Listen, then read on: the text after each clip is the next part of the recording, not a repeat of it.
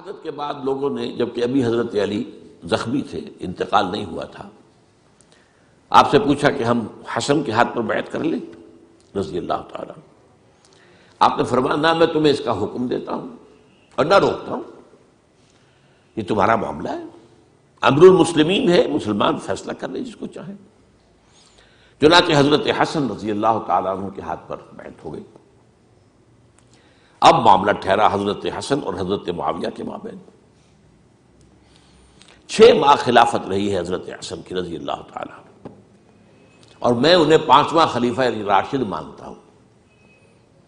ابو بکر، عمر، عثمان، علی، حسن، انہوں نے کوئی اپنی قوت سے خلافت حاصل نہیں کی تھی، بلکہ مسلمانوں نے انہیں خلیفہ بنایا تھا. لیکن یہ اس قدر صلح جو انسان تھے، بہت نرم طبیعت کے انسان، جب انہوں نے دیکھا کہ یہ تو پھر خوریزی کا معاملہ ہو رہا ہے.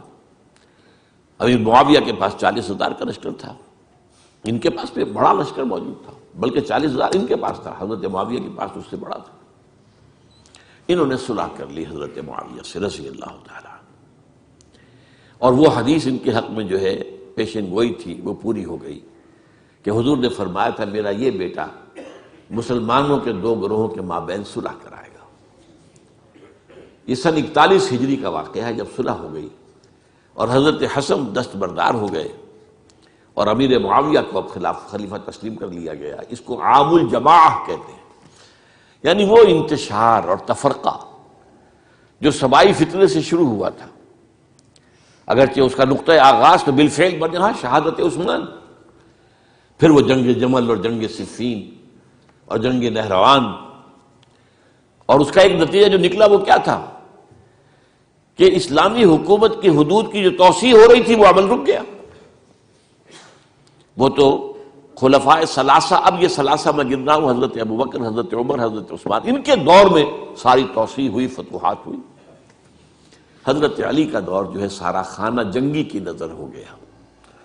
وہ خلیفہ راشد ہیں، اس میں کوئی شک نہیں ہے، بہت عظیم شخصیت ہے، ہمارے نزدیک صحابہ کرام میں سوائے 3 کے سب سے بڑھ کر ہیں، سب سے افضل ہیں. ہاں ابو بکر، عمر، عثمان ان سے افضل ہیں ہمارے نزدیک. خلافت جو ہے خلفاء کے مابین ترتیب فضیلت جو ہے وہ ترتیب خلافت کے مطابق اہل سنت کے نزدیک، لیکن باقی ہزاروں صحابہ میں تو سب سے اونچے ہیں. اس حوالے سے حضرت علی کا کوئی قصور نہیں ہے رضی اللہ تعالی، ان کی کوئی کوتاہی نہیں ہے. انہیں خلافت ملی ہی ایسے پرفتن دور میں ہے. اگر کہنا جو ہے اگرچہ روکا گیا ہے کہ یہ کلمہ لو مت استعمال کیا کرو، اگر یوں ہوتا تو یوں ہو جاتا، لیکن یہ کہ بہرحال ہمارا سوچنے کا ایک انداز ہے. اگر حضرت علی کو اول دور میں خلافت ملی ہوتی تو ان کے کچھ اور نتائج اور ہوتے.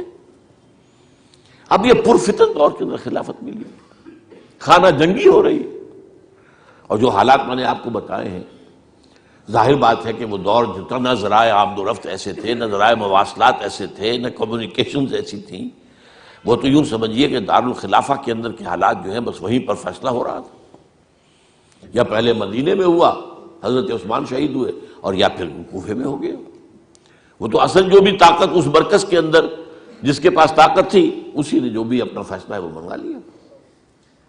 بہرحال یہ جو حضرت حسن نے مصالحت کی ہے، جس کی بنا پر ہم تو انہیں سلام کرتے ہیں، ان کا احترام کرتے ہیں، انہوں نے خانہ جنگی ختم کی، فساد جو ہے اس کی جڑ کاٹ دی، تعامل الجماعت ہو گیا، اب امن ہو گیا.